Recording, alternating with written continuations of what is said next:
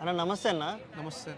తెలుగు ఇండస్ట్రీలో ఇబ్బంది పడుతున్న హీరో ఎవరైనా ఉన్నారంటే అది నాగ చైతన్య. కరెక్టే. మంచి సినిమాలు తీస్తాడు కానీ హిట్ రాదు. ఏందంటావు అసలు కారణం? రేపు రాబోయే తండేల్ మూవీ ఏమైనా హిట్ కొట్టే అవకాశం ఉందంటావా? ఎప్పుడు ఎన్నో తారీఖు వస్తుంది ఇది? ఫిబ్రవరి 6వ తారీఖు ఇప్పుడు ఉందన్న. అన్న ఒకటి చెప్తా, ఇది నాగ చైతన్య జీవితంలో చాలా ఇబ్బంది పడ్డాడు.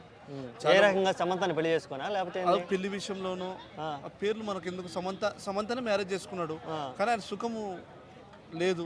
అంటే సుఖం లేదంటే ఒక మానసికంగా చాలా బాధపడుతున్నాడు. ఆమెను ఎంతోగానో 5 ఏళ్ళు ప్రేమించి కూడా ఆమె నిలువున ముంచేసిపోయినట్టుగా ఏం బాధపడుతున్నట్టు ఏం లేదు.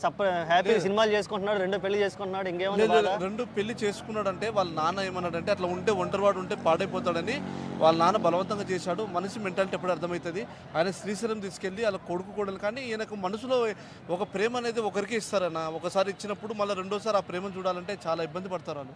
అది చెప్పకపోవచ్చు, అంటే తనలో తను ఉంటుంది అది. ఇప్పుడు వాళ్ళ నాన్న పైన బాగా మా కొడుకు హ్యాపీగా ఉన్నాడు, గ్రాండ్గా ఉన్నాడు అనుకుంటాడు, కానీ లోపల అనేది ఒక ఫీలింగ్ ఉంటుంది. ఒక the first impression is the best impression అని.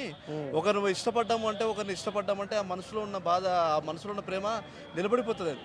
అయితే సమంతను అంతగా ఇష్టపడ్డాడు నాగ చైతన్య. ఇష్టపడిన తర్వాత ఆమె నిలువెత్తు మోసం చేసి వెళ్ళిపోయింది.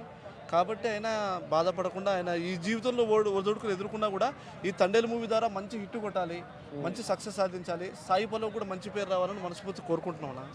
ఓకే, ఇప్పటివరకు రిలీజ్ అయినటువంటి గ్లిమ్స్, ట్రైలర్లు, బుజ్జి తల్లి పాట ఇవన్నీ ఎలా అనిపించాయి? సూపర్ ఉంది. ఇప్పటికి ఆల్రెడీ వైరల్ అవుతుంది కదా సాంగ్ కూడా. బాగుంది. సాంగ్ బాగుందంటే సినిమా కూడా 50% hit అయినట్టేనా.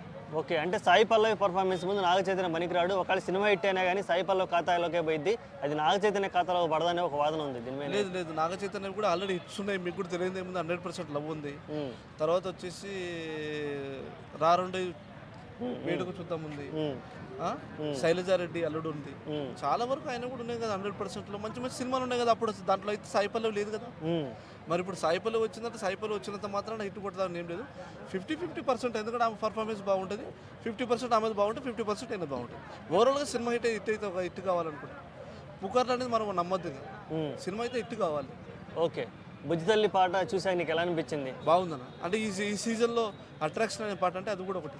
Okay, Devi Sri Prasad music ఎలా అనిపించింది? దేవిశ్రీ ప్రసాద్ మ్యూజిక్ ఎప్పుడు ఆల్వేస్ రాకన్నా బాగుంటుంది. దేవిశ్రీ ప్రసాద్ అంటే ఆల్వేస్ హిట్. కాబట్టి ఈ సినిమా కూడా మంచి సంగీతపరంగా మంచి హిట్ కొడుతుంది. ఓకే.